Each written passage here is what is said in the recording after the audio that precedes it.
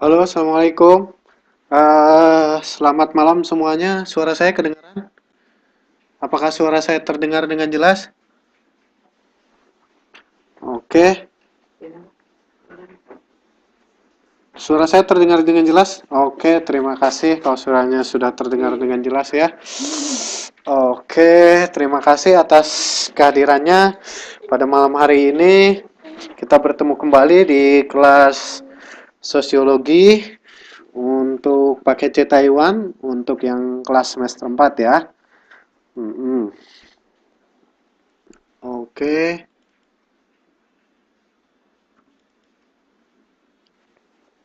suaranya jelas ya? Oke, terima kasih kalau suaranya jelas. Jelas banget. Sip. Malam ini kita eh review ya. Kita akan review apa yang sudah kita pelajari dan mungkin nanti sekilas akan kita ada tambahan-tambahannya sekilas akan kita tambahkan lagi. Eh kita akan ujian tengah semester minggu depan atau pertemuan berikutnya ya. Nanti tolong di apa namanya diinformasikan kepada teman-temannya supaya mempersiapkan diri. Minggu depan kita akan adakan ujian tengah semester ya. Kemudian juga untuk tugasnya tolong untuk segera dilengkapi dan dikumpulkan. Ya alhamdulillah saya juga sudah menerima beberapa orang yang sudah mengirimkan tugas, sudah saya balas juga emailnya. Terima kasih sudah mengirimkan tugasnya juga. Seperti itu. Oke, sambil menunggu teman-temannya yang lain, kita akan melihat atau mereview apa yang sudah kita pelajari sebelumnya. Ya, ini baru ada dua orang yang hadir ya, Mbak Santi sama Mbak Kotiah ya. Oke, nggak apa-apa. Kita tunggu aja sambil nunggu yang lain. Kita review apa yang sudah kita pelajari itu di bab 4 ya. Bab 4 tentang apa ya? Bab 4 itu tentang konsekuensi dan bentuk-bentuk struktur sosial. Ya, ini sudah kita bahas beberapa kali. Jadi konsekuensi dari diferensiasi sosial. Jadi bentuk-bentuk struktur sosial itu ada apa? Struktur sosial itu ada diferensiasi sosial, ada struktur sosial. Diferensiasi sosial itu memilah-milah masyarakat secara horizontal dan vertikal sehingga melahirkan kelompok yang bersusun ke samping tanpa menunjukkan adanya perbedaan tingkatan antara kelompok yang satu dengan yang lain. Ini sudah kita bahas minggu lalu. Nah, kemudian kita lihat jenis-jenis diferensiasi itu ada pembedaan sosial yang secara alamiah, misalnya karena perbedaan warna kulit, perbedaan jenis kelamin, perbedaan usia itu kan alami. Jadi memang natural lah, alami itu memang seperti itu. Kemudian yang berikutnya adalah eh, pembedaan sosial itu misalnya dari etnis atau suku suku bangsa, kemudian dari gender, kemudian juga dari agama atau pekerjaan. Seperti itu ya. Itu ada jenis-jenis diferensiasinya. Kemudian kita masuk ke konsekuensi diferensiasi sosial terhadap konflik dan integrasi sosial. Jadi ini pasti ada pengaruhnya, ada konsekuensinya dari adanya diferensiasi sosial ini baik terhadap integrasi maupun terhadap konflik. Nah, kita tahu bahwa Indonesia ini rawan konflik. Kenapa? Karena sumber potensi konflik di Indonesia itu sangat banyak. Seperti karena perbedaan agama, keadaan perbedaan ras, suku bangsa. Jadi kalau di kita disebutnya masalah SARA ya, istilahnya SARA. Suku, agama, ras, dan kepercayaan itu SARA. Masalah masalah SARA ini yang seringkali memicu konflik di Indonesia. Seperti itu. Kemudian kita lanjutkan ke bagian berikutnya, itu kita membahas tentang karakteristik masyarakat majemuk ya. karakteristik masyarakat majemuk. Itu apa? Masyarakat majemuk itu terjadi segmentasi kelompok-kelompok masyarakat dengan kebudayaan yang berbeda-beda. Jadi semuanya apa namanya dibeda-bedakan ya, struktur masyarakat itu disegmentasi. Segmentasi itu kan berarti dikelompokkan gitu, segmen. Kemudian memiliki struktur sosial yang terbagi dalam lembaga yang bersifat komplementer. Lembaga yang bersifat komplementer itu artinya lembaga yang bersifat apa? Komplementer itu melengkapi. Jadi saling melengkapi lembaga-lembaga yang ada di masyarakat ini. Kemudian kurang mengembangkan konsensus di anggota masyarakat mengenai nilai-nilai sosial yang bersifat mendasar. Jadi konsensus atau kesepakatan bersama itu harus dijaga. Pada masyarakat yang majemuk ini agak susah. Kenapa? Karena masing-masing punya kepentingan, masing-masing punya keinginan gitu. Jadi susah untuk membentuk konsensus atau kesepakatan bersama. Itu kalau di masyarakat majemuk ya seperti itu. Kemudian juga relatif sering terjadi konflik di antara kelompok yang satu dengan lainnya. Nah, ya, misalnya kalaupun toh bukan konflik terbuka, bisa jadi ada konflik tertutup, ya kan? Nah, kemudian yang berikutnya, suaranya hilang. Halo? Suaranya hilang.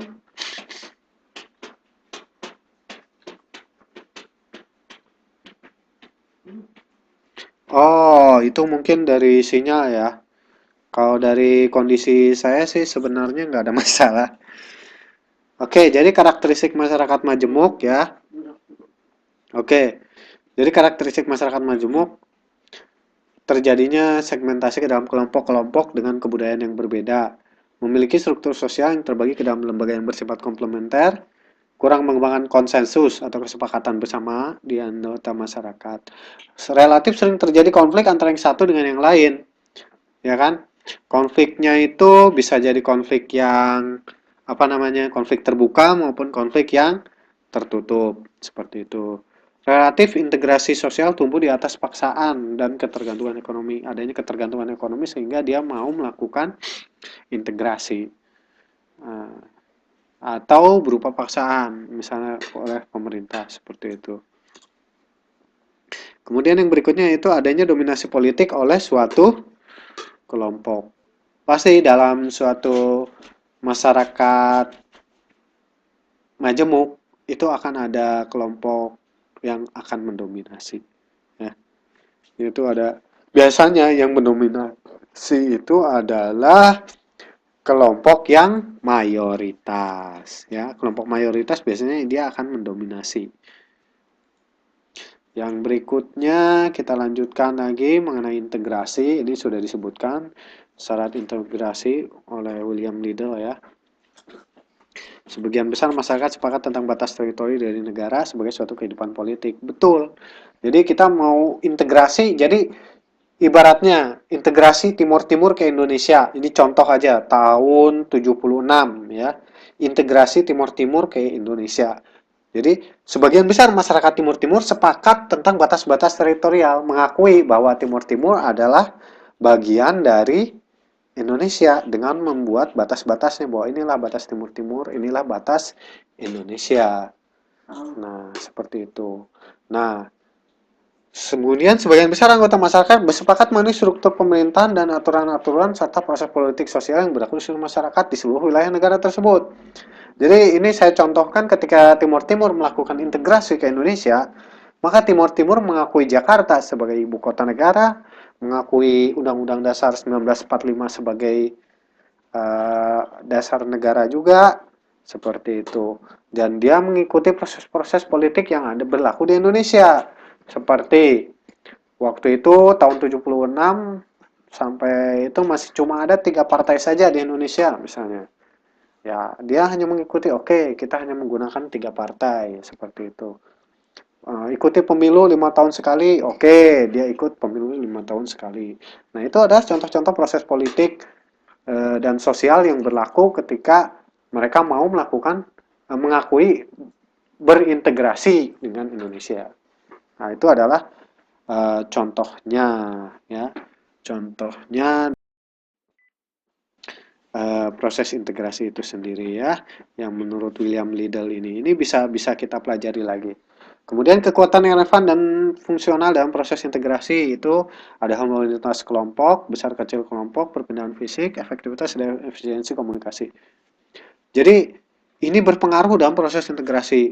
Ini kita ambil contoh lagi ke Timur Timur. Timur Timur itu kan suku bangsanya satu, suku Timor gitu. Jadi dia homogen kelompoknya. Dan dia juga ada pemimpin sukunya. Seperti itu. Dan ini jelas berpengaruh terhadap besar kecilnya kelompok. Oke. Itu juga ada kelompoknya yang besar kecil itu seperti itu. Ya. Kemudian adanya perpindahan fisik. Ya.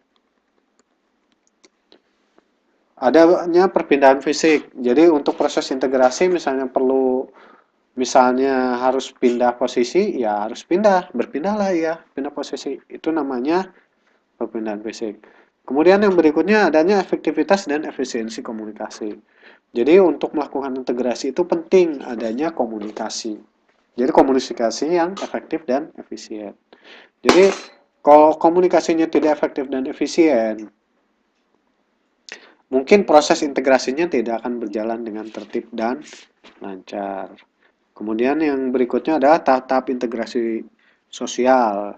Ini sudah kita lihat ada akomodasi, ada kerjasama, ada koordinasi, dan ada asimilasi. Ini sebenarnya kita akan review saja karena ini sebenarnya materi yang sudah kita sampaikan sebelumnya. Kita review, takutnya ada teman-teman yang masih belum paham atau masih belum mengerti ya. Ini seperti hubungan perubahan sosial dengan diferensiasi dan stratifikasi sosial. Jadi perubahan sosial, ada gejala perubahan sosial bahwa perubahan sosial itu misalnya terjadi karena apa? Karena kesenjangan antara negara kaya dengan negara miskin, antara negara pintar dengan teknologi tinggi dengan negara terbelakang seperti itu. Ya ini contohnya seperti itu. Ya, ini udah kita bahas sebelumnya. Kemudian konsekuensi dari perubahan sosial terhadap diferensiasi dan stratifikasi sosial. Jadi ketika terjadi sebuah perubahan sosial, itu biasanya akan terbentuk adanya pemimpin politik atau orang-orang penting atau elit-elit dalam prosesnya, termasuk dalam proses modernisasi. Kemudian adanya aspek birokrasi. Birokrasi itu apa? Kepemerintahan. Jadi ketika ada perubahan sosial, misalnya birokrasinya juga dirubah, misalnya seperti itu. Contoh perubahan sosial yang merubah aspek birokrasi. Ketika ada sebuah revolusi, misalnya kita ambil contoh yang kita kenal dalam sejarah dunia, revolusi Rusia misalnya. Ketika sebelumnya masyarakat hidup dalam lingkungan kerajaan, dia mengakui pimpinan kaisar atau Tsar Rusia. Ketika terjadi revolusi, itu kan revolusi itu adalah sebuah perubahan sosial. Itu akhirnya melahirkan partai komunis yang di Rusia. Nah, itu akhirnya mereka melakukan perubahan sosial dari birokrasinya juga berubah, aspek pemerintahan, aspek birokratnya juga berubah. Yang dulu asalnya sebelumnya mengikuti birokrat kerajaan, sekarang berubah jadi ke pemerintahan ala partai seperti itu. Oke? Ini jelas ya, diferensiasi dan stratifikasi sosial menyebabkan terjadinya ketidaksamaan sosial dari aspek politik, kesehatan, pendidikan, perumahan, dan lain-lain. Saya juga sudah contohkan sebelumnya. Oke, kita lanjutkan dengan langkah-langkah penanganan sosial budaya menuju integrasi sosial. Nah, supaya terjadi integrasi sosial, kita harus menjaga supaya ada apa? Ada mencegah kesenjangan sosial. Kalau ada kesenjangan sosial, itu uh, yang terjadi adalah konflik, yang terjadi adalah disintegrasi. Dan ini bisa kita contohkan juga dengan di Indonesia, misalnya kasus Papua misalnya, kasus Aceh misalnya, atau kasus Timur Timur misalnya. Nah, itu juga contoh-contoh daripada upaya penanggulangan kesenjangan sosial. Jadi warga Timur Timur atau warga Papua komplain ke Jakarta, kenapa? Karena merasa tidak sejahtera, tidak diurusi oleh Jakarta. Rakyatnya tetap miskin misalnya, dan itu akan menuntut gerakan Papua Merdeka. Nah, itu kan salah satu contoh daripada karena adanya kesenjangan sosial itu akan mengganggu integrasi seperti itu, ya. Oke, kita lanjutkan. Salah satu tercapainya integrasi sosial yaitu anggota masyarakat merasa bahwa mereka berhasil mengisi kebutuhan satu sama lain. Jadi saling melengkapi, saling uh,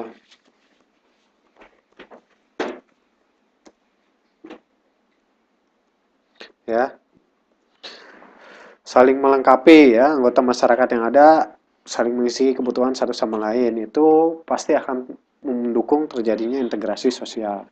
Yang berikutnya adalah adanya konsensus. Nah, itu tadi kesepakatan bersama mengenai norma-norma, nilai-nilai, aturan-aturan yang akan dijalankan. Kayak konsensusnya, misalnya kalau Papua dulu disebut dengan istilah referendum. Timur Timur pun melakukan referendum. Ketika referendum Timur Timur tahun 98 kalau nggak salah, atau tahun 2000 gitu, 99 atau 2000, ada referendum yang menginginkan Timur Timur terpisah dari Indonesia dan membentuk negara sendiri. Nah, seperti itu. Itu yang akhirnya konsensus. Nah, konsensus salah satunya adalah contohnya adalah referendum. Ya, betul, harus saling membantu mengenai norma-norma dan nilai-nilai sosial. Apabila norma berlaku cukup lama dan konsisten, tidak berubah seperti itu. Ya, seperti ini. Kemudian teman-teman yang baru masuk, suara saya bisa terdengar jelas gimana? Oke ya.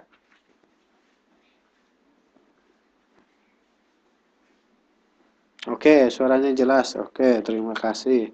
Oke, ini kita akan review saja ini untuk bab sebelumnya. Jadi yang baru masuk diinfokan ya, mulai insya Allah pertemuan berikutnya kita akan mengadakan ujian tengah semester. Ya, pertemuan berikutnya kita akan mengadakan ujian tengah semester. Oleh karena itu, malam ini kita akan review eh, pelajaran-pelajaran yang sudah kita pelajari sebelum-sebelumnya. Ya, seperti itu. Minggu depan pokoknya pertemuan selanjutnya aja. Jadwal sosiologi minggu depan berarti itu kita akan adakan ujian tengah semester. Seperti itu. Ya. Oke, Karama sebentar, maaf ya. Karama ditutup pintunya, Kak. Tutupin yang rapat. Oke, ya. Kita lanjutkan. eh Jadi untuk UTS-nya minggu depan dilihat aja jadwalnya apakah hari Rabu lagi ataukah hari Sabtu atau hari apa ya. Disesuaikan saja jadwal ya. Tanggal 16 tuh Mbak Santi udah lihat jadwalnya. UTS-nya berarti tanggal 16. Oke, siap-siap saja UTS-nya tanggal 16.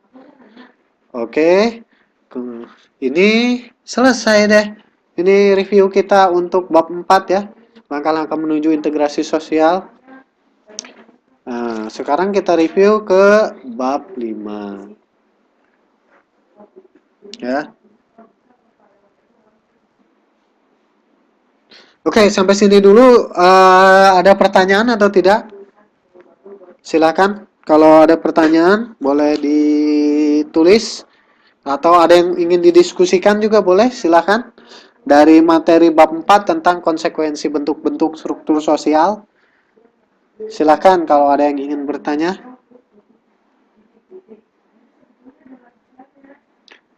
Tidak ada. Atau yang lain? Yang lain? Mbak Minsi tidak ada. Kalau yang lain gimana? Baru ada 6 orang saja nih yang hadir ya. 1, 2, 3, 4, 5, 6.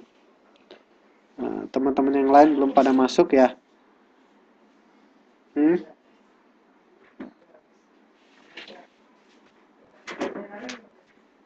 Oke. Tidak ada. Kalau tidak ada, kita lanjutkan. Kita review bab 5. Sambil minum kopi dulu barangkali yang baru masuk. Biar nggak ngantuk. Saya juga boleh minum kopi ya.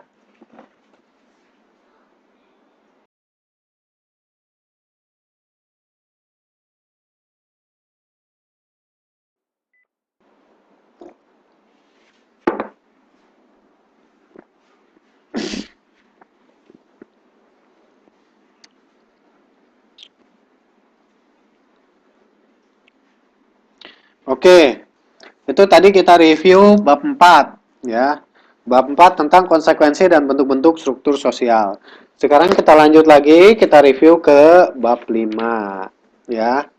Bab 5 itu apa? Bab 5 itu kita bicara tentang dinamika kebudayaan. Oke, kita lanjut ya, dinamika kebudayaan. Pengertian kebudayaan. Oke, pengertian kebudayaan. Budaya berasal dari bahasa Sanskerta. Budi artinya akal, dan daya artinya kemampuan. Ya, Kunchoro-Ningrat tahun 1964 itu mengatakan bahwa budaya adalah keseluruhan sistem gagasan, tindakan, dan hasil karya manusia dalam rangka kehidupan masyarakat yang dijadikan dari milik dari manusia dengan proses belajar. Oke, kita lanjutkan berikutnya. Unsur-unsur budaya menurut M.J. Herskovits itu ada alat-alat teknologi, ada sistem ekonomi, ada keluarga, ada kekuasaan politik. Kemudian menurut Bronislaw Malinowski itu adalah sistem norma, ada organisasi ekonomi, ada alat dan lembaga atau petugas pendidikan, dan organisasi kekuatan. Kekuasaan politik yang bagaimana? Coba kita mundur dulu sedikit. Kekuasaan politik, unsur-unsur budaya. Unsur-unsur budaya menurut M.J. Herskovits itu memasukkan unsur kekuasaan politik. Kekuasaan politik itu kenapa? Nah, kita lihat bahwa dalam masyarakat itu ada norma-norma, ada nilai-nilai. Norma-norma dan nilai-nilai ini ya, itu contohnya bagaimana kekuasaan politik menurut dalam unsur-unsur budaya. Jadi gini, kita harus sepakat dulu tentang pengertian politik ya. Politik itu adalah seni berkuasa. Jadi seni memegang peranan, bagaimana dia memegang peranan, bagaimana dia berkuasa. Itulah yang disebut dengan politik. Nah, kekuasaan politik itu apa? Bahwa kekuasaan politik itu bagian dari unsur-unsur budaya. Kenapa? Karena budaya itu tadi disebut bahwa budaya itu pun bisa dibentuk unsur-unsurnya oleh kekuasaan politik.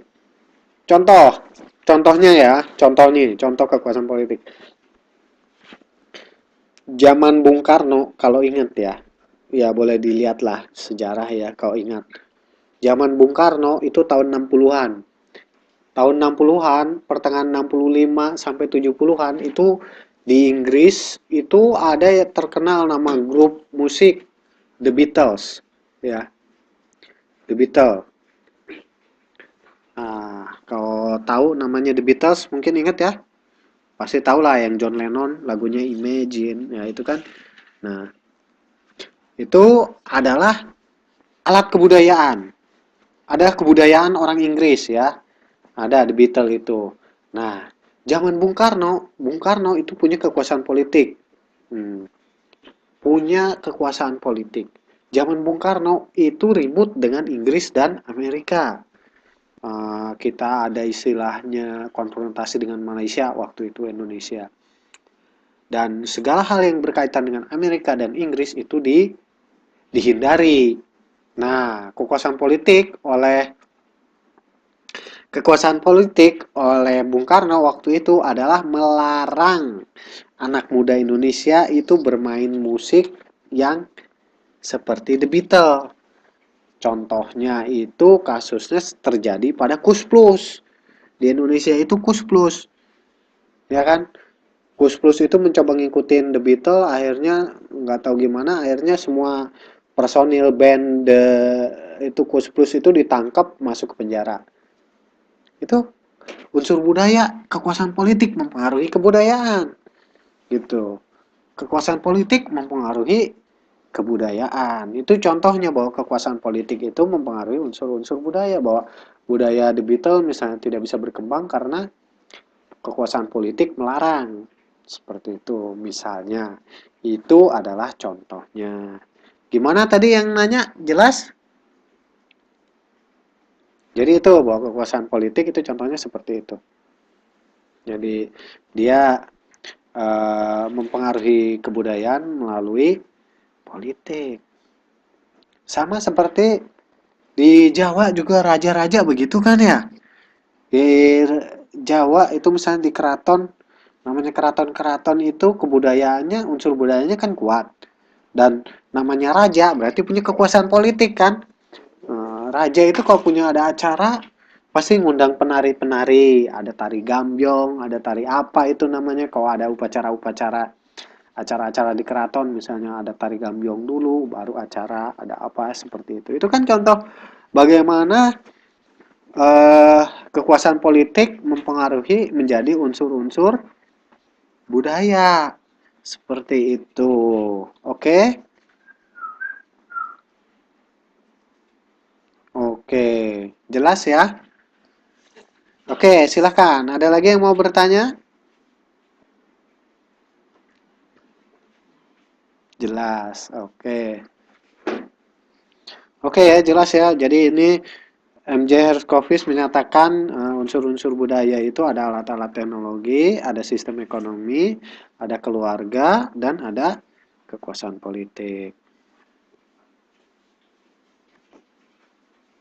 Ini menurut Bronislaw Malinowski, sistem norma, organisasi ekonomi, alat-alat dan lembaga atau petugas pendidikan, dan organisasi kekuatan. Ya, organisasi kekuatan ini relatif hampir sama dengan kekuatan politik. Ya, alat-alat dan lembaga atau petugas pendidikan seperti itu. Fungsi kebudayaan bagi masyarakat, ya. Fungsi kebudayaan bagi masyarakat itu pertama dari sisi teknologi dulu itu sebagai alat untuk bertahan hidup, ya. Kebudayaan itu membentuk kebiasaan atau kepribadian. Oke, kebiasaan itu menjadi norma atau kaidah hukum. Norma atau kaidah atau hukum pada suatu masyarakat dapat disebut dengan adat istiadat. Norma, kaidah dengan sanksi itu adalah hukum yang tegas itu kita sebut dengan hukum seperti itu.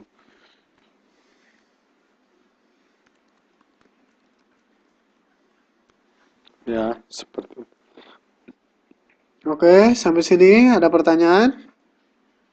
Ya, sekali lagi kita akan review saja bab 4 dan bab 5 dari apa yang sudah kita pelajari minggu lalu. Mungkin ada yang terlewat, ada yang belum mengerti, bisa ditanyakan karena minggu depan kita akan mengadakan ujian tengah semester. Insya Allah tanggal 16 jadwalnya ya.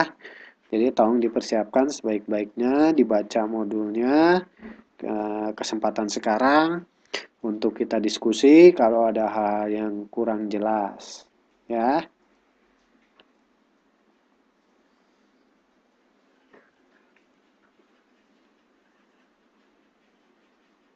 gimana? Silakan. Ada pertanyaan? Tidak. Kalau tidak ada, kita lanjutkan ke pola perilaku atau patterns of behavior. Ya, pattern of behavior. Jadi cara masyarakat bertindak atau berkelakuan yang sama dan harus diikuti oleh semua anggota masyarakat. Kemudian di sini ada yang disebut dengan social organization atau organisasi sosial. Yaitu pola perilaku dan norma-norma yang dilakukan dan dilaksanakan pada khususnya jika seseorang berhubungan dengan orang lain seperti itu. Ini ya kita organisasi sosial seperti itu ya. Kemudian kita lanjutkan.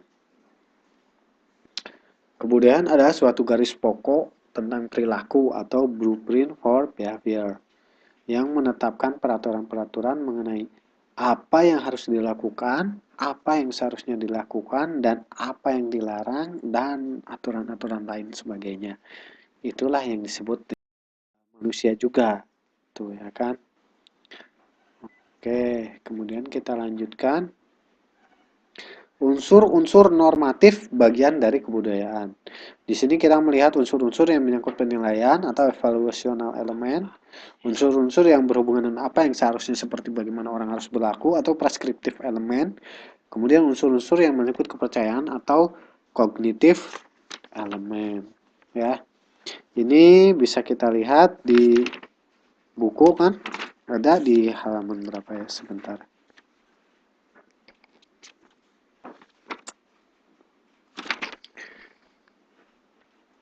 Pattern of behavior ini ya. Jadi ada di halaman 73 kalau di review lagi, betul ya, ada halaman 73. Jadi unsur-unsur yang menyangkut penilaian atau evaluational element, misalnya apa yang baik dan buruk, apa yang menyenangkan dan tidak menyenangkan. Nah, ini menyangkut penilaian atau evaluational element. Kalau yang berhubungan dengan apa yang seharusnya dilakukan, bagaimana orang harus berlaku, itu kayak adat istiadat, kayak nggak boleh duduk depan pintu pamali, ya kan, itu unsur kebudayaan. Maksudnya pamali itu apa? Karena ya menghalangi orang lewat gitu kan. Itu kan bagaimana orang harusnya berlaku. Nah, itu preskriptif elemen. Ya, bagaimana seharusnya orang berlaku. Kemudian unsur-unsur yang menyangkut kepercayaan atau kognitif elemen, ini jelas. Ada upacara-upacara adat kepercayaan, misalnya menyambut kelahiran bayi, misalnya pernikahan, dan lain sebagainya. Itu ada kepercayaan-kepercayaan, misalnya upacara adat.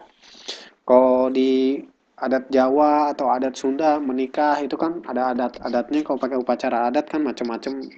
Misalnya ada yang nginjek telur lah, ada yang saling suapin makanan lah. Nah, itu kan bentuk-bentuk daripada adat istiadat dari kebudayaan yang menyangkut kepercayaan. Jadi saling berebut makanan lah, misalnya orang nikah rebutan makanan dikasih ayam, mana bagiannya yang diambil, mana yang paling besar, mana yang sedikit. Nah, seperti itu adalah contoh-contoh unsur-unsur yang menyangkut kepercayaan. Oke, silahkan. Ada yang mau berkomentar? Ada yang mau bertanya?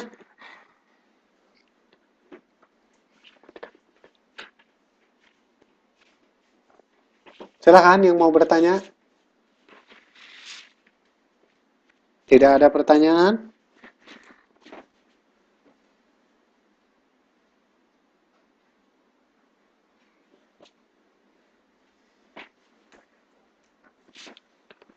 Oke, tidak ada pertanyaan, tapi masih rame. Lanjut ya. Oke, kita lanjut, tapi yang lain masih chatting nih. Nggak apa-apa lah.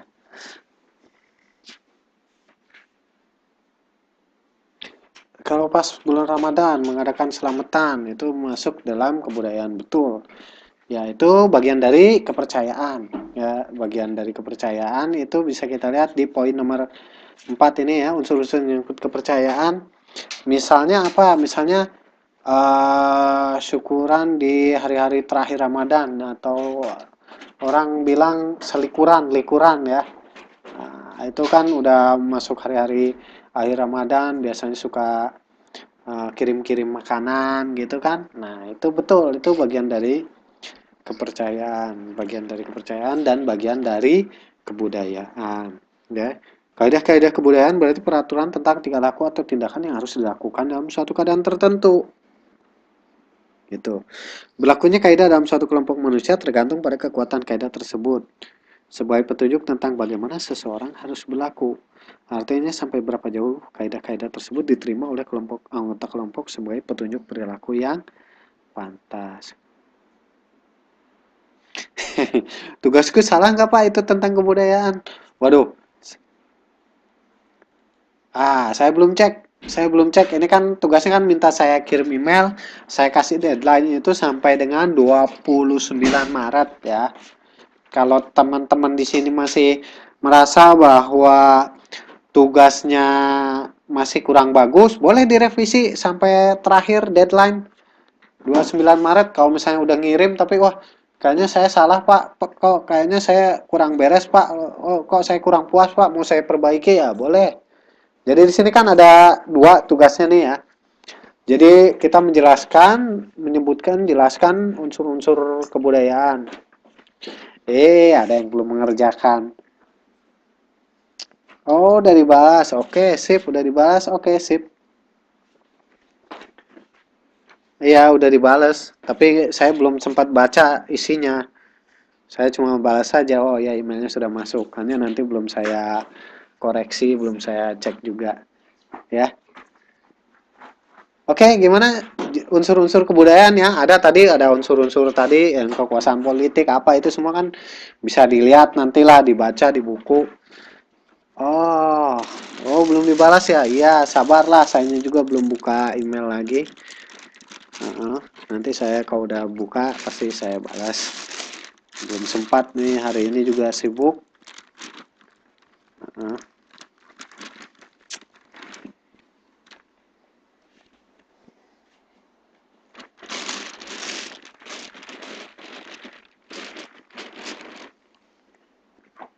Kasih jempol yang gede. Oh, jempol yang gede. Oke, kira-kira ini tugas ada masalah nggak nih? Yang poin nomor 2, buatlah penelitian tentang fungsi kebudayaan pada lingkungan tempat tinggal. Jadi di buku kan ada tuh fungsi kebudayaan. Fungsi kebudayaan itu untuk apa sih?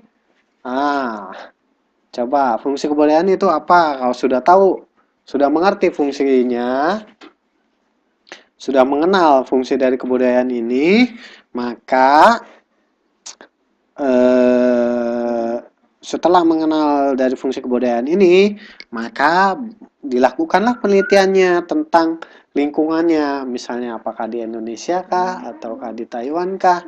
Jadi di Taiwan ini fungsi kebudayaannya gimana, untuk apa, seperti itu. Waduh, oke.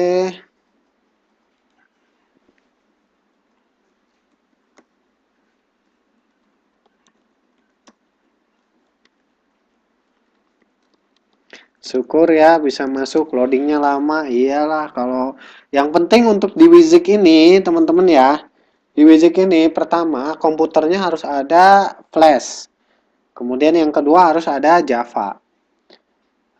Kalau flash itu biasanya asal udah bisa nonton YouTube itu artinya udah bisa nyetel flash gitu.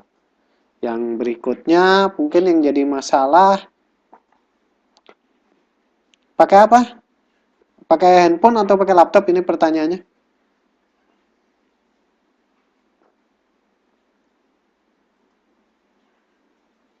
Oh, pakai HP ya, Android ya. HP-nya merek apa nih? Android berapa ya? Itu coba dicek dulu memorinya dikosongin. Maksudnya game-game yang nggak pentingnya itu dihapus dulu. Mungkin karena kebanyakan game itu jadi si handphonenya itu agak susah loading flashnya untuk bisa masuk ke Wizik. Seperti itu. Kemungkinan itu ya buat teman-teman yang sulit masuk itu mungkin karena kekurangan memori atau memorinya sudah penuh.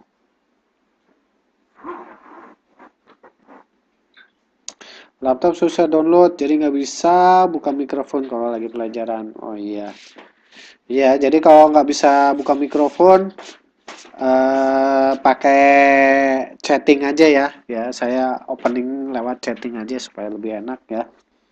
Seperti itu ya. Oke, sampai sini bab 4, bab 5 kita review tadi sudah jelas ya. Apa mau di-review lagi? Kita mundur lagi ke semester yang lalu. Kita bahas tentang mobilitas sosial. Masih ingat kan? Mobilitas sosial, kemudian apa lagi itu di semester sebelumnya kita sudah bahas diferensiasi sosial, struktur sosial, kemudian lapisan sosial, konflik, kemudian tugasnya belum jelas. Lah, belum paham banget. Lah, temennya udah ada yang ngirim. Berarti temennya paham tugas. Jadi intinya gini, eh, jelaskan unsur-unsur kebudayaan, itu aja. Sebutkan dan jelaskan unsur-unsur kebudayaan. Kan tadi disebut tuh ada unsur-unsur kebudayaan menurut siapa, Milanowski, menurut siapa ya. Itu kita ambil aja, silahkan bebas. Mau semuanya diambil atau mau pilih ya semakin banyak semakin bagus. Ya, unsur-unsur kebudayaan menurut A. Tugasnya tidak menyangkut halaman 74. 74 itu adalah dinamika kebudayaan. Dinamika kebudayaan itu belum kita bahas. Ya, di sini belum saya upload. Kalau mau diupload sebentar ya. Eh,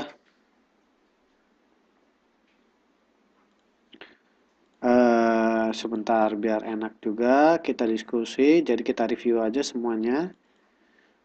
Bab 5 tentang dinamika kebudayaan. Oke.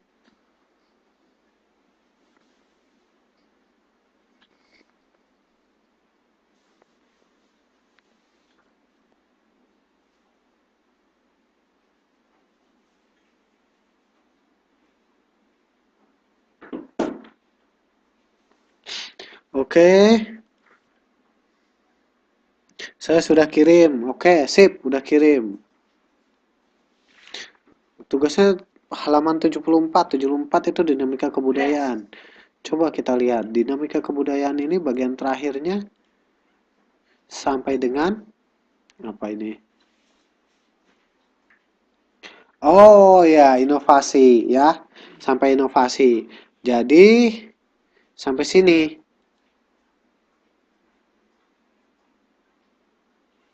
Sininya kosong. Belum saya bikin tugasnya ya. Belum saya masukkan tugasnya waktu itu. Ya.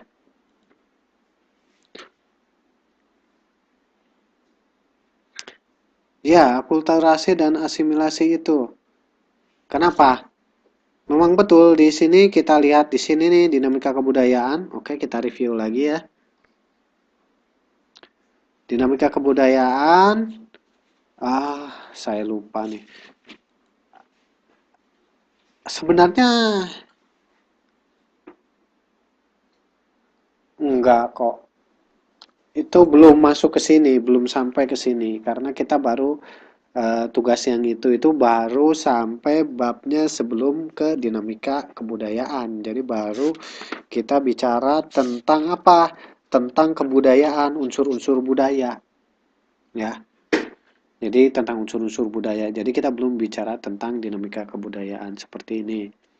Seperti akulturasi, masa-masa yang terkait akulturasi, kemudian unsur-unsur kebudayaan asing yang bisa diterima, kemudian apalagi di sini unsur-unsur kebudayaan yang sulit diterima,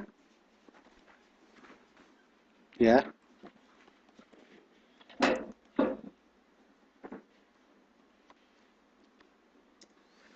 Oke, jadi ini kan sebenarnya udah kita bahas lagi, jadi kita review. Tapi untuk UTS untuk UTS ya diperhatikan.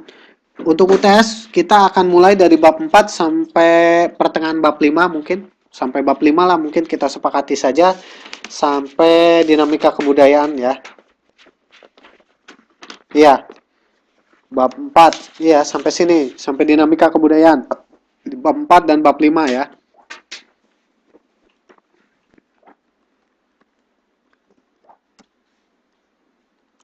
Jadi untuk ujian tengah semester minggu depan insya Allah pertemuan berikutnya itu kita membahas tentang bab 4 dan bab 5. Jadi tentang apa tadi bab 4 itu eh, bentuk-bentuk struktur sosial, kelompok sosial seperti itu. Kemudian bab 5 nanti kita membahas tentang dinamika sosial, dinamika budaya ya. Kebudayaan dan dinamika sosial. Jadi bab 4 berarti bicara tentang konsekuensi bentuk-bentuk struktur sosial dan yang bab 5 itu terkait dengan dinamika kebudayaan ya, dengan kebudayaan. Oke. Jadi disiapkan untuk minggu depan kita akan ujian tengah semester materinya insya Allah dari dua bab itu. Ya, oke. Sampai sini ada pertanyaan dulu? Tidak? Tidak ada, kita lanjutkan lagi. Kita review lagi. Kita malam ini kita review saja bab 4 dan bab 5 terkait dengan dinamika kebudayaan sekarang. Seperti proses asimilasi, ini menyangkut pertemuan dua kelompok kebudayaan atau lebih. Seperti itu, contohnya yang paling terkenal kayak kawin campur ya. Kemarin kita juga udah bahas eh, apa namanya di pertemuan sebelumnya tentang faktor-faktor yang memudahkan asimilasi ya. Nah, kalau ini sebenarnya semua sudah dipahami, eh, kita itu sebenarnya nanti bisa mereview ke sini ya. Bisa mereview ciri-ciri kebudayaan. Nah, ini. Ciri-ciri kebudayaan itu apa? Kebudayaan dapat memenuhi kebutuhan manusia. Kemudian kebudayaan diperoleh melalui proses belajar. Kemudian kebudayaan menggunakan simbol-simbol. Yang keempat, kebudayaan terdiri dari perilaku perseorangan dan pola-pola perilaku kelompok. Jadi ada kelompoknya terlibat semua. Kebudayaan dapat memenuhi kebutuhan manusia, kebudayaan melalui proses belajar, kebudayaan menggunakan simbol-simbol, kebudayaan terdiri dari perilaku perseorangan dan pola-pola perilaku kelompok. Ini adalah ciri-ciri kebudayaan. Ya, oke, jelas nggak?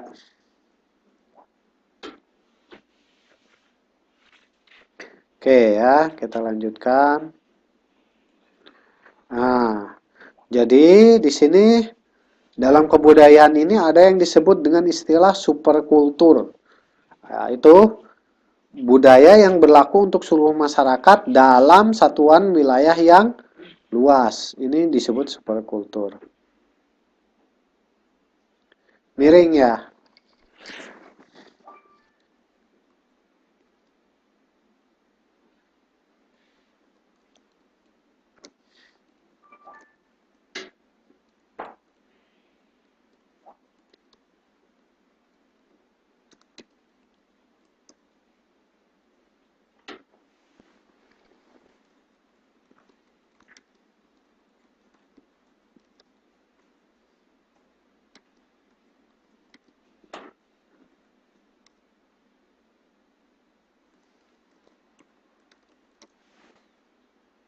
Nggak ada. Kok nggak ada sih?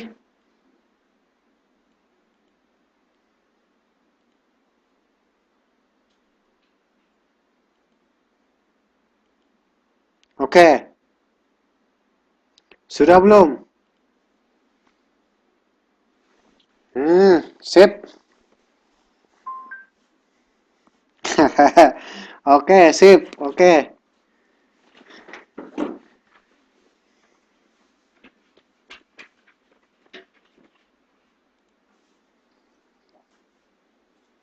Sudah ya? Sorry, saya uploadnya tadi filenya PDF. Tadi filenya PDF, jadi kita upload dia miring-miring. Nah, udah ikuti sajalah. Oke, kita balik lagi ke atas biar nggak miring-miring. Mundur lagi nggak apa-apa ya. Oke, ini ya. Udah nggak miring kan? Udah bagus sekarang tampilannya ya.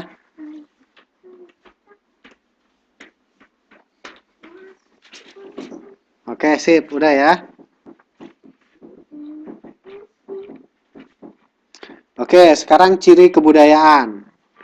Kebudayaan dapat memenuhi kebutuhan manusia. Kebudayaan diperoleh melalui proses belajar. Kebudayaan menggunakan simbol-simbol. Kemudian kebudayaan terdiri dari perilaku perseorangan dan pola-pola perilaku kelompok. Ya, udah nggak miring-miring kan? Udah kebaca jelas? Oke, sip. Oke, kita lanjutkan. Nah, sampai sini tadi. Kita bahas sekarang. Ini ada dalam kebudayaan itu ada yang disebut dengan superkultur. Ya, superkultur itu adalah budaya yang berlaku untuk seluruh masyarakat dalam satuan wilayah yang luas. Yang luas. Di sini ada apa misalnya? Di sini superkultur. Nah, ada kultur dan ada subkultur. Jadi kita lihat ada lingkaran paling kecil di dalam, ada lingkaran yang di tengah, dan lingkaran yang paling besar. Jadi,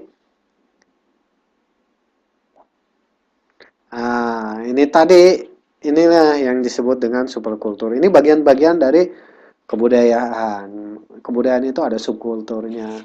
Contohnya kultur Indonesia. Kulturnya Indonesia, subkulturnya budaya Sunda, subkulturnya budaya Aceh, subkulturnya budaya Jawa. Nah, ini ada subkultur dari kulturnya budaya Indonesia. Budaya Indonesia itu bagian dari subkultur misalnya budaya Melayu. Nah, ini contohnya. Ya, sampai di sini jelas, kita lanjutkan. Ini sebenarnya adalah materi untuk bab 6. Ya, ini adalah materi untuk bab 6. Ini saya kembalikan lagi ke teman-teman, apa mau dibahas sekarang sedikit, atau nanti setelah UTS kita diskusikan. Ya, kalau ada waktu boleh aja ya kita diskusikan. Ya, saya kesempatan malam ini sebenarnya ingin mereview materi-materi yang sudah disampaikan.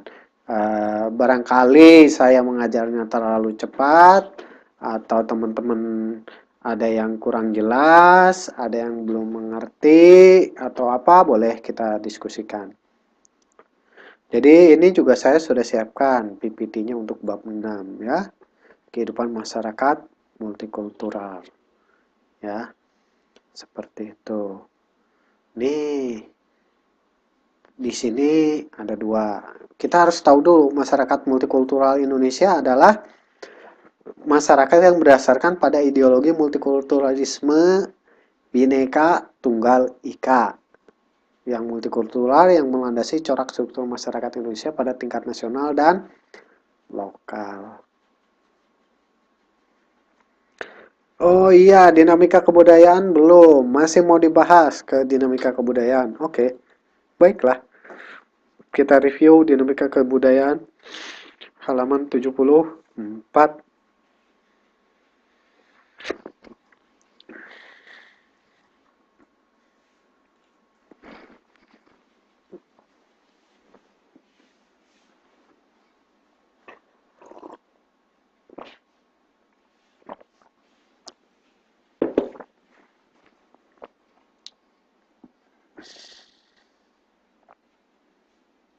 Oke, halaman 74 boleh dibuka dulu bukunya halaman 74.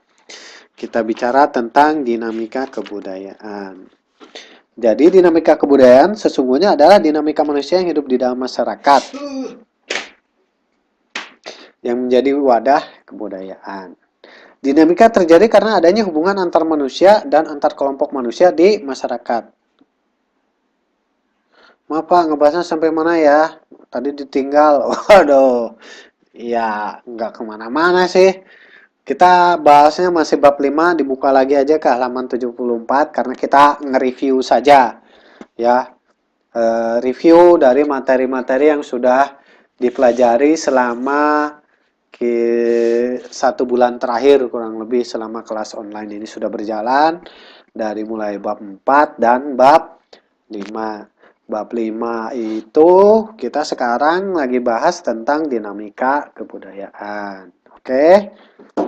Karena sebelumnya fungsi kebudayaan sudah, dan fungsi kebudayaan pun tadi saya sudah menyebutkan ada tugasnya, ya kan? Teman-teman juga udah ada beberapa orang yang menyampaikan tugasnya. Terima kasih. Uh, yang belum menyelesaikan tugasnya segera dikerjakan. Yang semangat ya. Oke.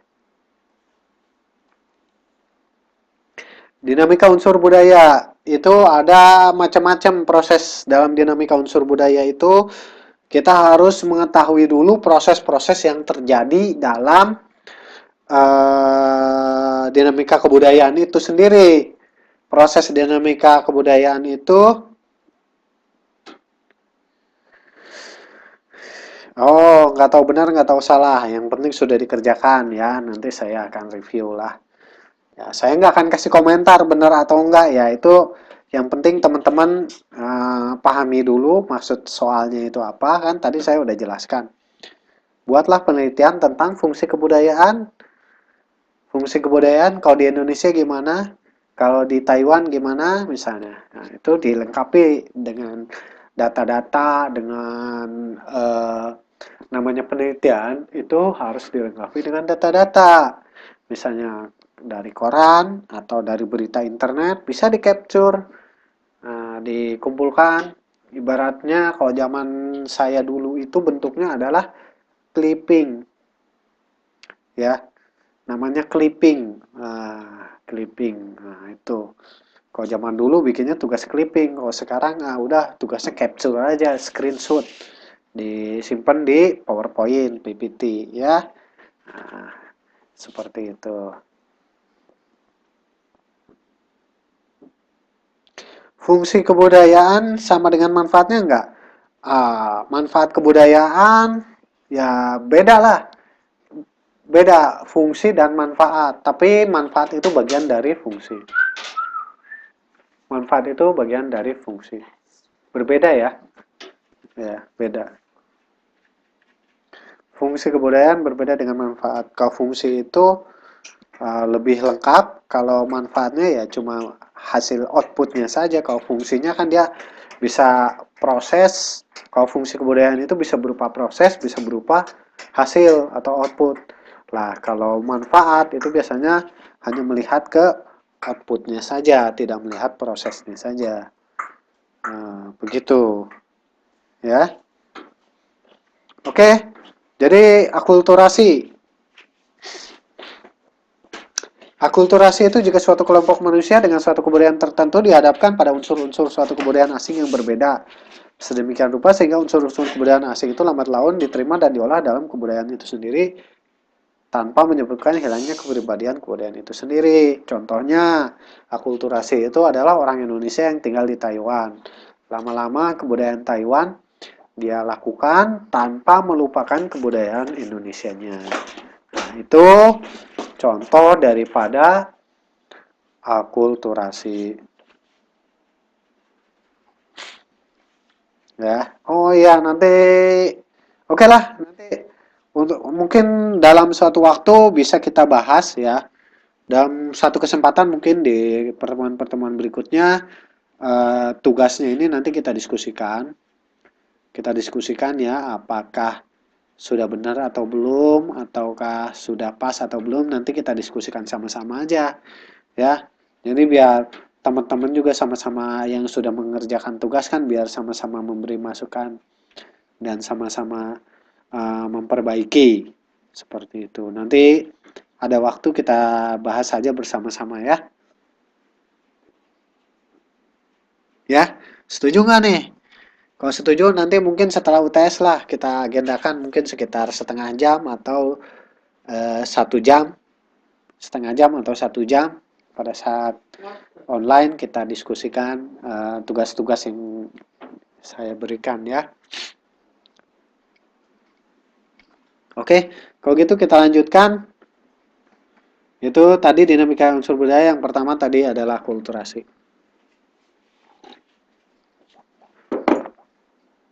Akulturasi ya. Jadi contohnya tadi saya sebutkan orang Indonesia, kebudayaan Indonesia, terus tinggal ke Taiwan, dia mengikuti kebudayaan Taiwan, tapi tidak melupakan budaya Indonesianya. Dan dia juga mengerti kebudayaan Taiwan. Itu namanya akulturasi. Nih, masalah-masalah yang terkait dengan akulturasi itu apa? Unsur budaya asing mana yang mudah diterima? Unsur budaya asing mana yang sulit diterima? Kemudian individu mana yang cepat menerima unsur yang baru? Nah, ini kan contohnya nih, teman-teman dalam satu agen, misalnya 20 orang yang berangkat ke Taiwan misalnya. Ke 20 orang ini kan nanti akan berbeda-beda menerima unsur budaya barunya ketika tinggal di Taiwan. Ada yang cepat belajar bahasa Mandarinnya, ada yang sedang aja, ada yang lambat Mandarinnya, ada yang bisa mengikuti budaya Thailand, budaya orang Taiwan di sini, ada yang tidak bisa menerima, ya kan? Nah, ini terkait dengan akulturasi. Kemudian apakah ada ketegangan-ketegangan akibat adanya akulturasi tersebut? Ini kan juga bisa jadi konflik gitu ya, konflik. karena adanya akulturasi tersebut. Nah, unsur-unsur kebudayaan asing yang mudah diterima biasanya berupa apa? Unsur kebudayaan kebendaan. Contoh, kebendaan itu dalam bahasa Inggrisnya disebut dengan materialistis atau materialisme. Jadi yang bersifat kebudayaan kebendaan. Bendanya apa misalnya? Bendanya Apple, handphone iPhone, Apple, eh, ya kan? Apple iPhone. Bendaan itu mudah diterima, budaya asing ya kan. Orang Indonesia nggak kenal handphone, tapi karena kebudayaannya materialis gitu kan, benda, handphonenya bagus, oke. Kemudian apalagi handphone itu membawa manfaat yang besar. Asalnya nggak bisa komunikasi jarak jauh, sekarang jadi bisa komunikasi jarak jauh gitu kan dengan handphone ini. Kalau dulu kan komunikasi harus pakai telepon kabel, kalau sekarang pakai handphone kemana-mana. Itu. Yang berikutnya, unsur yang mudah disesuaikan dengan keadaan masyarakat yang menerima unsur-unsur tersebut. Ya jelaslah, kebudayaan itu pasti akan mudah diterima kalau bisa disesuaikan dengan masyarakatnya, ya kan? Contoh kalau di buku dicontohkan dengan Heller, mesin Heller ya, mesin Heller itu kan mesin penggiling padi. Jadi padi hasil panen dibawa ke mesin Heller, keluarnya sudah jadi beras, ya kan? Nah, seperti itu. Oke, oke, kita lanjutkan yang berikutnya. Unsur-unsur kebudayaan yang sulit diterima itu yang menyangkut sistem kepercayaan atau ideologi, ya kan? Ya, contohnya ya kayak menyebarkan agama gitu kan, kayak dakwah misalnya kan. Itu contoh kalau orang Islam ya kan dakwah itu dicontohkan menyangkut sistem kepercayaan. Orang yang dulunya belum beragama Islam misalnya, kemudian datanglah agama Islam. Nah, ini kan menyangkut kepercayaan dengan kebudayaan Islamnya seperti apa itu juga agak sulit diterima biasanya seperti itu ya. Unsur yang menyangkut kepercayaan seperti ideologi, falsafah hidup, kan? Nah itu falsafah hidup itu apa ya? Contohnya ya agama, ideologi misalnya ideologi komunis, ideologi sosialis, ideologi kapitalis, ideologi Pancasila misalnya itu kan jenis-jenis ideologi. Karena ideologi itu relatif dengan hasil karya pemikiran manusia yang diyakini dan dipahami sebagai hal yang paling baik. Itu ideal, ideologi. Seperti itu. Dan itu biasanya sulit. Orang yang dari kecilnya misalnya sudah ditanamkan kepercayaan tentang ideologi Pancasila misalnya. Terus harus dirubah menjadi ideologi kapitalis. Ya nggak bisa, susah modelnya seperti itu contohnya. Itu adalah salah satu contohnya. Kemudian, hal yang sulit untuk kebudayaan diterima itu karena unsur-unsur yang dipelajari pada taraf pertama proses sosialisasi. Betul. Jadi kalau awal-awal sosialisasi pasti sulit diterima lah. Ya, jelas itu. Kemudian asimilasi. Asimilasi ini menyangkut masalah pertemuan dua kelompok kebudayaan atau lebih yang berbeda, tapi semua kelompok kebudayaan itu melebur menjadi satu kebudayaan. Asimilasi proses terbentuk kebudayaan baru dari pertemuan kebudayaan berbeda yang lahir menjadi budaya yang baru. Yaitu tadi contohnya amalgamation alias kawin campur. Jadi ada dua orang dengan kebudayaan berbeda, misalnya dari benua yang berbeda, dari suku bangsa yang berbeda, itu kan asimilasi.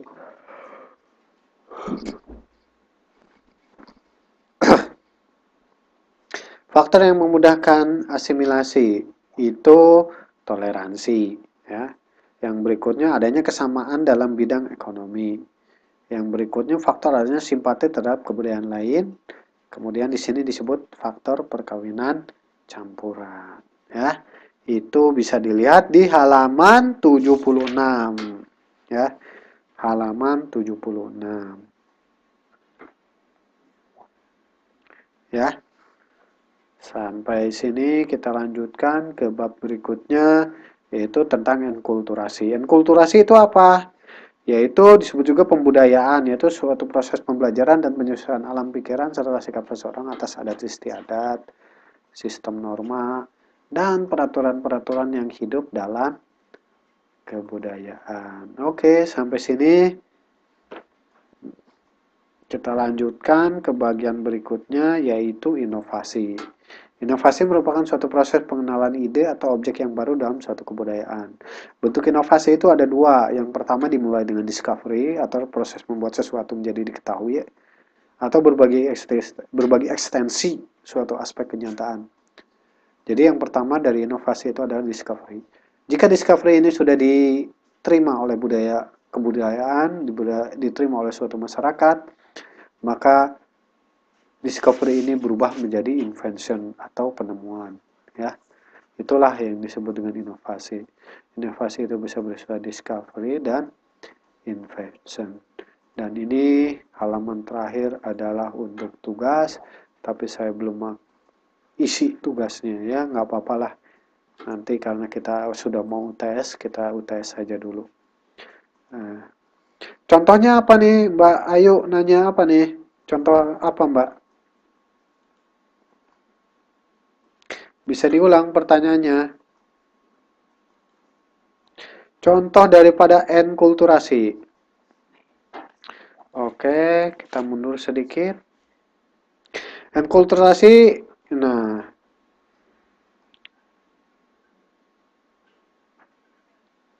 enkulturasi. Disebut pembudayaan, yaitu proses pembelajaran dan penyesuaian alam pikiran serta sikap seseorang, adat istiadat, sistem norma, dan peraturan yang hidup dalam kebudayaan. Contoh, enkulturasi, contohnya ya. Teman-teman nih, uh, melakukan proses pembudayaan. Pembudayaan misalnya adat istiadat, di mana misalnya kayak orang Bali misalnya. Orang Bali misalnya adatnya setiap pagi itu misalnya apa ya, mandi pagi misalnya. Contoh ya. Contoh, ini kan enkulturasi menjadi kebudayaan, jadi sehari-hari. Yang sebelumnya misalnya kita nggak pernah mandi tiap pagi, kemudian dibudayakan, mengikuti kebudayaan daerah tersebut yang mandi harus pagi-pagi seperti itu. Terus dilakukan lama-lama, dia akan mengikuti seperti itu. Atau biasanya dalam bentuk norma-norma dan peraturan-peraturan yang hidup dalam masyarakat. Jadi kalau enkulturasi itu kebudayaan yang ada hukum-hukumnya, kayak hukum-hukum adat. Nah, seperti itu. Kita mengikuti hukum-hukum adat itu, maka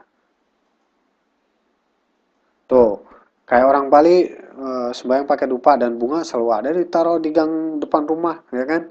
Nah, jadi itu kebudayaan, kita meyakini itu menjadi sebagai sebuah kepercayaan atau sebagai kebudayaan. Tolong dipahami di sini. Jadi hati-hati juga, jangan sampai ya, kalau kita harus bisa mengetahui mana yang disebut dengan kepercayaan, mana yang disebut dengan kebudayaan, apakah kebudayaan bagian dari kepercayaan. Nah, seperti itu.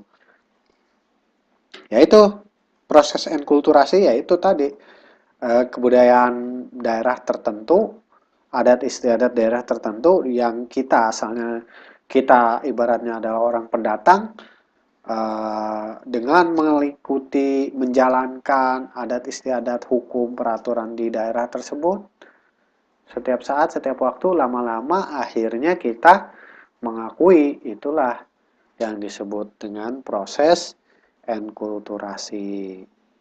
Oke, silakan. Ada pertanyaan tidak?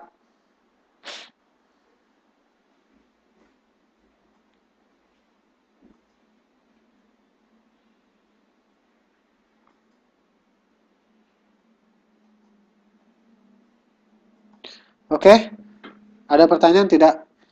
Mengubah kebiasaan. Ya, maksudnya apa mengubah kebiasaan? Ya, mengubah kebiasaan ya. Yang namanya kebudayaan itu biasanya karena terbiasa, habit. Jadi kebiasaan. Ini kan ada pattern of behavior ya. Pattern of behavior ada di mana nih? Di bab 5, bab berapa nih? Pattern of behavior di sini kalau nggak salah. Pola perilaku. Pola perilaku itu pattern of behavior. Ini identik dengan kebiasaan. Ya. Kebiasaan ini identik dengan kebudayaan. Ya udah jadi kebudayaan. Lah, makanya kita harus melakukan kebiasaan-kebiasaan yang baik agar menjadi kebudayaan. Kebudayaan itu apa ya? Itu tadi. Misalnya gosok gigi. Gosok gigi itu kebiasaan baik, lama-lama jadi kebudayaan. Seperti itu. Itu adalah contoh-contohnya. Contohnya begitu. Ya. Oke, lanjut. Ada pertanyaan nggak? Kalau mau dilanjut, ini bab 5 kan udah kita review juga sampai sini ya, sampai inovasi. Ya, kita review lagi di sini tadi bahwa ini ada sekilas dari masalah kebudayaan ini karena nanti bab 6 kita akan membahas tentang multikultural di Indonesia ya. Bab 6 ini kita lihat aja nih. Kehidupan masyarakat multikultural ya. Kehidupan masyarakat multikultural di sini juga tadi saya udah ambil ciri-ciri kebudayaannya seperti ini. Kemudian superkultur ini yang berlaku untuk seluruh masyarakat dan satuan wilayah yang luas. Oke. Ya, masyarakat multikultural Indonesia. Oke, seperti ini ya. Nah, dari sini nanti kita akan bahas di sini di bab 6. Mungkin bisa kita bahas 2 minggu lagi.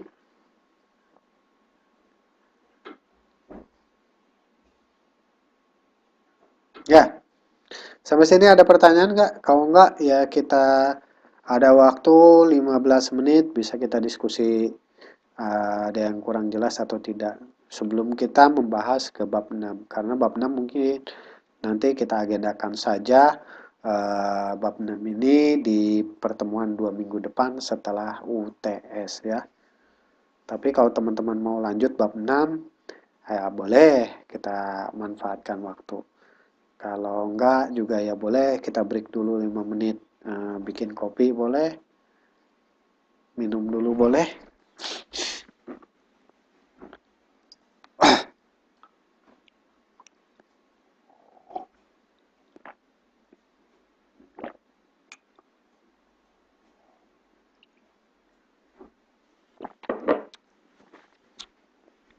Oke, ini saya tawarkan lagi ke teman-teman. Kita mau bahas bab 5 atau kita mau langsung ke bab 6? Nah, kita diskusi dulu. Coba teman-teman kita bahas tentang enkulturasi ya. Bisa nggak ngasih contoh proses enkulturasi di Indonesia dari budaya budaya ya proses enkulturasi yang ada di Indonesia. Bisa ke Indonesia dari suku Sunda ke suku Jawa misalnya, dari suku Sunda ke suku Dayak misalnya. Cari contoh satu-satu. Kalau sudah ketemu, boleh diketik di chat. Saya mau menjawab, nanti saya buka mic-nya kalau bisa. Gimana? Ada waktu 15 menit nih, silahkan. Kita bahas bebas ya, ini bebas mau kita bahas tentang proses dinamika kebudayaan. Artinya, teman-teman bisa ngasih contoh tentang asimilasi, bisa ngasih contoh tentang akulturasi, bisa ngasih contoh tentang inovasi, bisa juga ngasih contoh tentang akulturasi. Terserah dari proses dinamika kebudayaan ini mana yang mau diberikan contohnya. Ya, silahkan. Teman-teman berikan contohnya, atau kalau bisa, eh, ya, kalau bisa silahkan disebutkan contoh proses asimilasi, contoh proses akulturasi, enkulturasi, dan inovasi. Silahkan. Ada nggak? Ada yang tahu nggak? Boleh langsung menyatakan diri. Ngacung, kalau bisa ngacung. Nanti kalau ngacung saya buka mic-nya. Raise your hand. Anyone want to raise your hand, please? Oke, Mbak Minsi gimana? Asimilasi gimana? Oh ya, akulturasi. Oke. Yang ini saya buka dulu yang pertama yang Mbak Minsi yang apa nih? Akulturasi ya?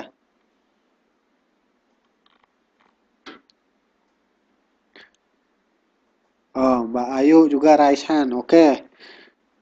Oke, saya buka dulu yang pertama Mbak Minsi ya, Mbak Minsi nih. Saya buka mic-nya ya.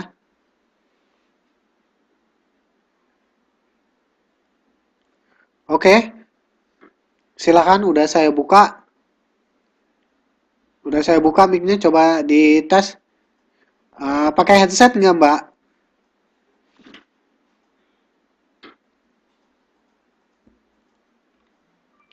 Oke.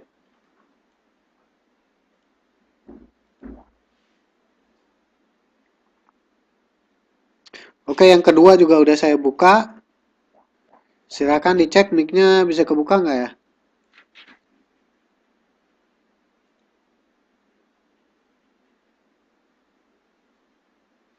Mbak Ayu juga udah saya buka mic-nya bisa nggak? Coba dicek.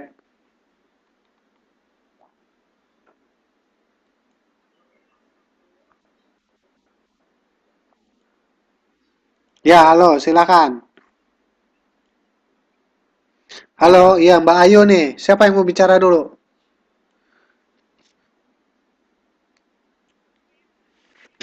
Oh, oke, Ayu duluan. Ya, silakan. Teman-teman dengar suaranya Mbak Ayu nggak?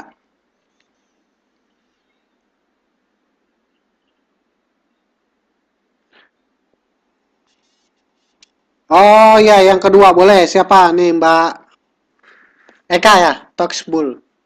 Tokbul. Oke, udah yang kedua dulu. Silakan. Siapa dulu nih? Toxbull dulu ya. Ya, silakan.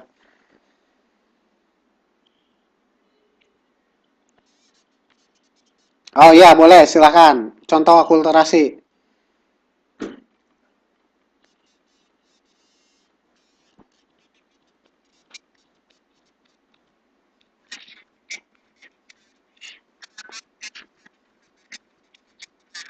Hmm.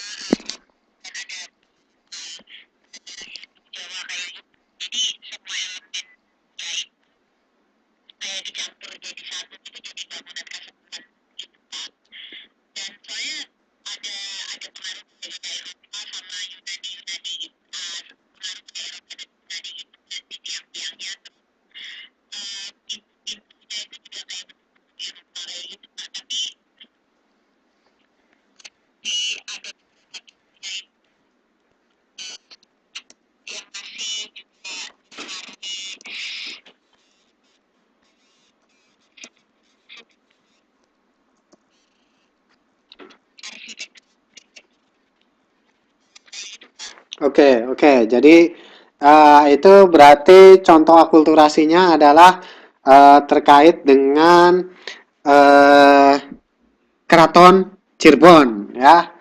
Dan kulturasi akulturasi ya. Oke, terima kasih Mbak. Oke, kita lanjutkan kepada teman-teman berikutnya. Oke, silakan Mbak Ayu, bisa Mbak Ayu? Silakan langsung Mbak Ayu. Suaranya bisa kedengeran Mbak Ayu. Teman-teman dengar? Oke, silakan. Asimilasi gimana?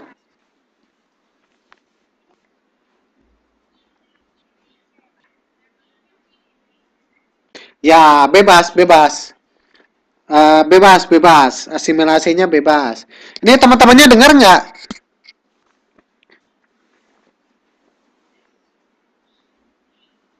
Oke, ya halo, silakan. Oke, teman-temannya pada dengar. Silakan Mbak Ayu.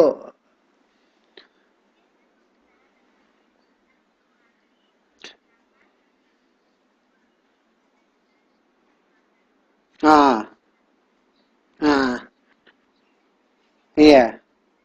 Iya, terus gimana? Hmm, iya.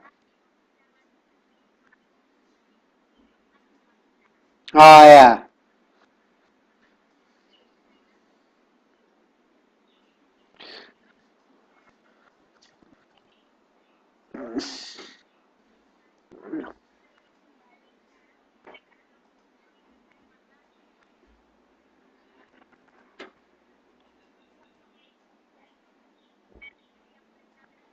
Oh.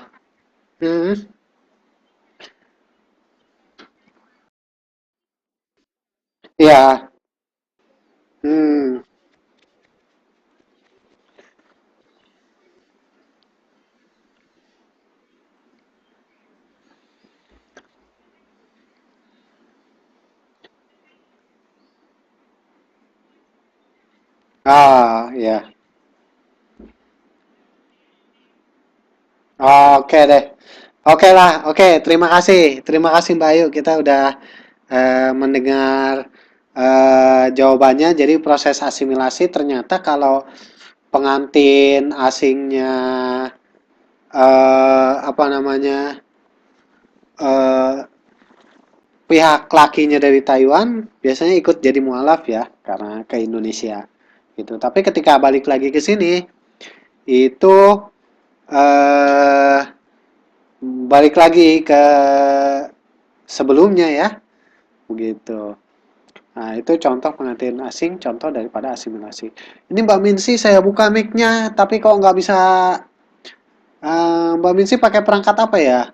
Kalau pakai tablet katanya harus pakai headset. Tapi ini kayak ini gagal. Ada teman lain yang mau memberikan komentar suara?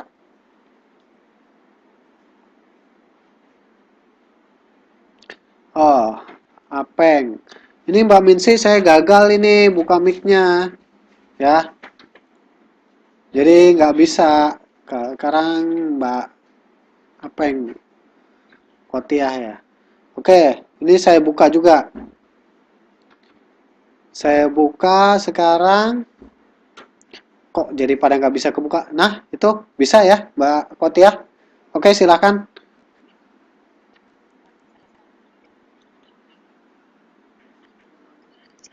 Nah, nah,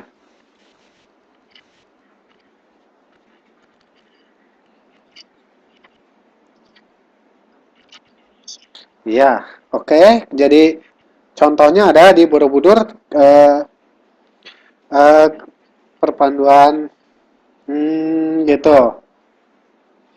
Oh,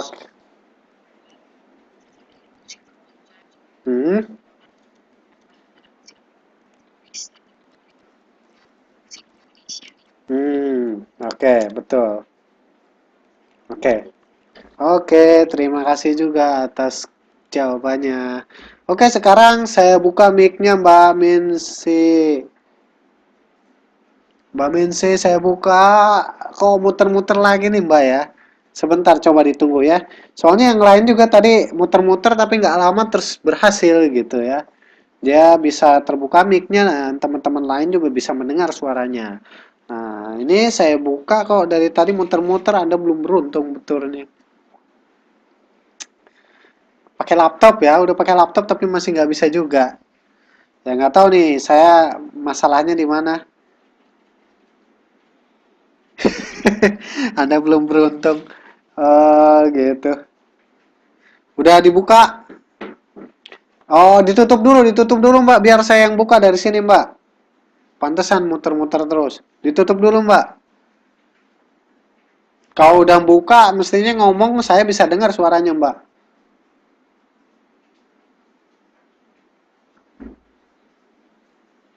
Oke, silakan dibuka Mbak.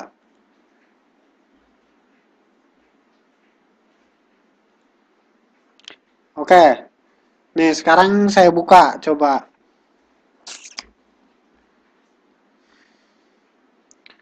Wah, masih nggak bisa juga Mbak. Anda belum beruntung ini. Anda belum beruntung. Waktunya juga sudah semakin berhasil, berhasil. Ayo silakan. Halo ngomong. Berhasil. Silakan, silakan. Sudah berhasil toh? Tapi suaranya nggak kedengeran, Mbak. Silakan, Mbak. Ini mic-nya udah saya buka kok nggak kedengeran suaranya.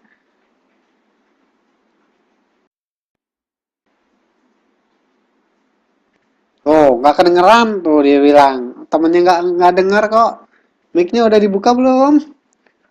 Nyangkut. Kurang sinyal ya. Oh, udah ya, udah silakan. Temen-temennya nggak dengar kok ini mic-nya kemana? Mic-nya. Oh, nggak kebuka ternyata. Oh, gitu. Sudah saya buka. Silahkan kalau mau memberikan contoh jawabannya. Hai men pau pau ah. Tuh.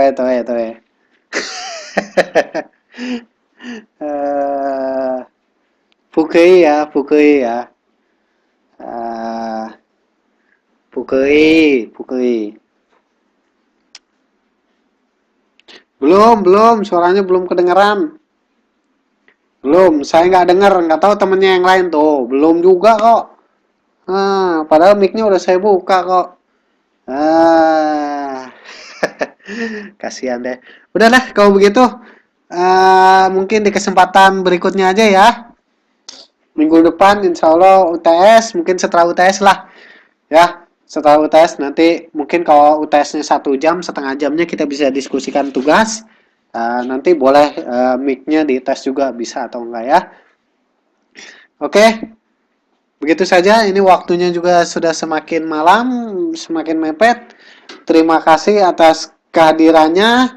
Saya ucapkan banyak-banyak terima kasih atas kehadirannya dan semoga apa yang kita pelajari malam hari ini bisa dipahami dengan baik.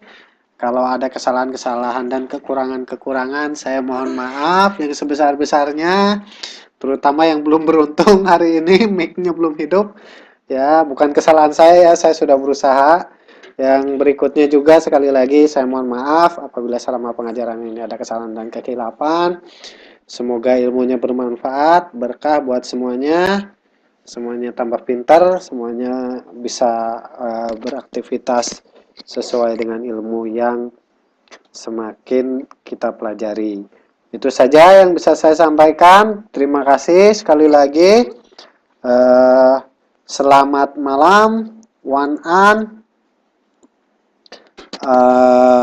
Wassalamualaikum warahmatullahi wabarakatuh.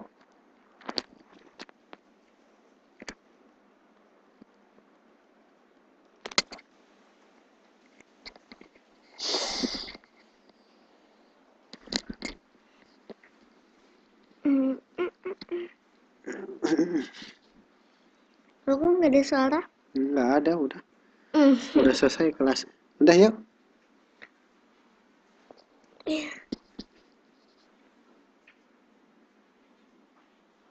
Aku diam mau kenapa? Udah selesai kelasnya, udah saya tutup. Ini berarti rekamannya udah tinggal ditutup ya.